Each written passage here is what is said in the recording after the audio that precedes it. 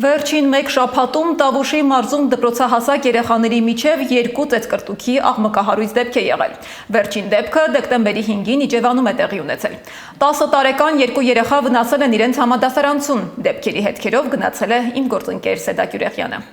Վերջին մեկ շաբաթում դպրոցահասակ երեխաների միջև ծեծկռտուքի 2 աղմկոտ դեպքի մասին է բարձրաձայնվել։ Երկուսն էլ տեղի են ունեցել Տավուշի մարզում։ Վերջինը դեկտեմբերի 5-ին Իջևանում է եղել 10 տարեկան երեխաների միջև։ 2 հոգով դպրոցի հետևում ծեծել են իրենց համադասարանցուն, որը ինքնուրույն է գնացել Իջևան բժշկական կենտրոն։ Երեխան ինքն իր ավոտով է եկել։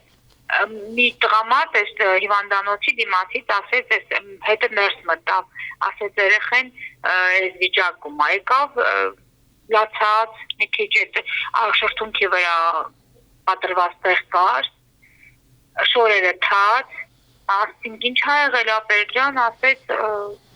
ընկել եմ։ Երեխայի մայրը որդուն նման վիճակում հիվանդանոցում է տեսել, ասում է հոգեբանի չեն դիմել։ Նման դեպքերում մանկական հոգեբանը խորհուրդ է տալիս, որ բռնության ենթարկված դեռահասը գոնե իր կողքին ունենա մեծահասակ, որին լիովին կարող է վստահել։